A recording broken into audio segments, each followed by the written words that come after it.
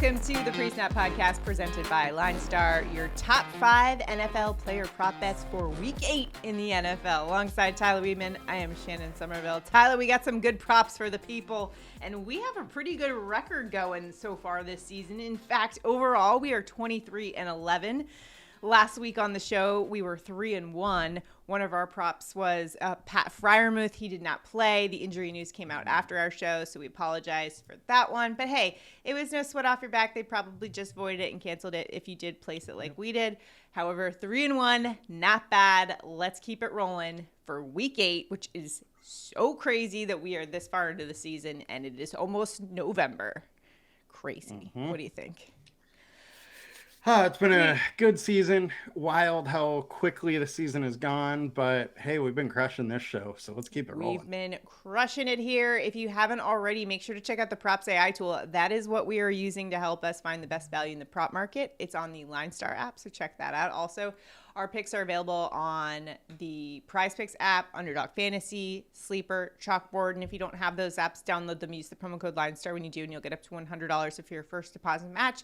Links, promo codes, all that are listed below. And last order of business, make sure to like this video, subscribe to our channel, and comment below, because a comment will enter you into our prop bets contest, whereby if we hit all 5 of our props, one randomly selected commenter will win $200. Or if Tyler and I just hit our props, one randomly selected commenter will win $50. We're just trying to give out money both with our props and just for you guys being loyal viewers of the show and subscribing to our channel, because we've got tons of content coming out lately. NBA action, the sports equinox is on Monday. Lots of sports happening. We got tons of stuff coming out of the LineStar YouTube channel, so make sure you are subscribed and sign up for those notifications, because a lot of times the lines change.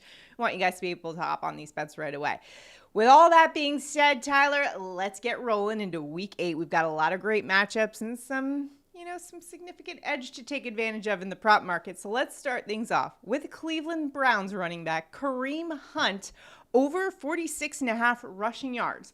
LineStar's projection for Hunt is around 55.8. Now, Jerome Ford is set to miss some time with an ankle injury, so that means more opportunity for Hunt, and he's in a great matchup here. Yes, I know Seattle has allowed the fewest rushing yards per game, but they have yet to face a top rushing team. They have yet to face a team that is in top 10 in rush play percentage. The best team they faced was the Lions back in Week 2. David Montgomery had 67 rushing yards that week, and they rank 14th in rush play percentage. Cleveland, meanwhile, they rank 7th in rush play percentage. So just based on the volume, I think Kareem Hunt will get this week. I think this is a nice spot here to hit the over. What do you think, Tyler? Yeah, I think it's a good spot. And look, if Arizona's DeMarcado could hit the over last week with 58 yards, Kareem Hunt surely should be able to. Yeah, that's a very good point there. All right. I know a lot of people picked up DeMarcado in fantasy, myself included. But, hey, you got to do what you got to do on those bye weeks where there's like a million teams on byes. Yep. Next up, let's go to a wide receiver. Baltimore Ravens wide receiver Zay Flowers over 54.5 receiving yards. It's around minus 124 in the sports books.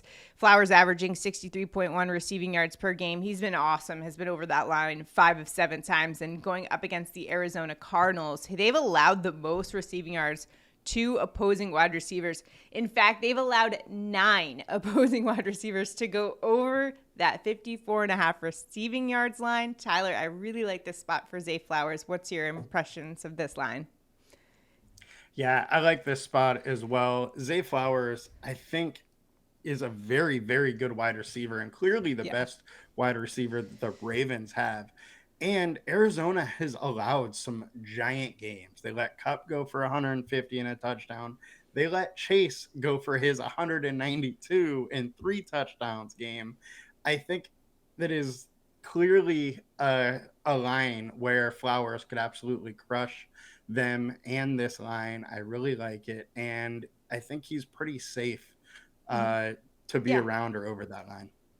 And when I looked up Arizona Cardinals defense, they're top 5 in zone defense in usage rate of that zone defense, but actually their coverage grade is the worst in the NFL. Meanwhile, Zay Flowers absolutely thrives in zone coverage, much more so than man coverage, actually. In fact, he's tied for 18th in fantasy points per route run against zone. Pretty good for Zay Flowers. And so this week, this matchup, just all the check marks that for everything that I look for in a prop, this is it with Zay Flowers for sure. So going over that 54.5 receiving yards mark. Next up, let's go to another pretty good wide receiver, Texans wide receiver Nico Collins, over 51.5 receiving yards. That is minus 138 in your sports books. So not bad value on any of those apps, PrizePicks, Sleeper, Underdog, Chalkboard, because of course the juice doesn't matter. Just pay us the same. Over 4 of 6 games going up against Carolina, 26th in pass defense DVOA versus opposing teams wide receiver 1. And Collins is averaging over 90 receiving yards per game. He's been awesome this season with the Texans, and that Carolina defense, yeah, they've been absolutely decimated by injuries. Tyler, listen to all these players who are hurt or dealing with some type of injuries. We got cornerbacks J.C. Horn and safety Jeremy Chin on IR. Safety Xavier Woods has yet to return from a hamstring strain. You got safety Von Bell, who suffered a quad injury. His status is unknown. And then you've got a pretty soft matchup, Dante Jackson and C.J. Henderson, both perimeter coverage grades this year have just been really, really poor. What do you make of Nico Collins in this spot here in week 8? I love this spot for Nico Collins. 5 of 6 wide receiver 1s have been over this line versus Carolina. So I think you got to like that. But this is really a really good spot for Nico Collins to blow up. So not only do I like him on this line, I also don't mind taking some parlays with, some maybe alt yards and a touchdown for him, something like that. I think this is a great matchup for CJ Stroud and the Texans against that Carolina defense. So it's a really interesting one for me to attack.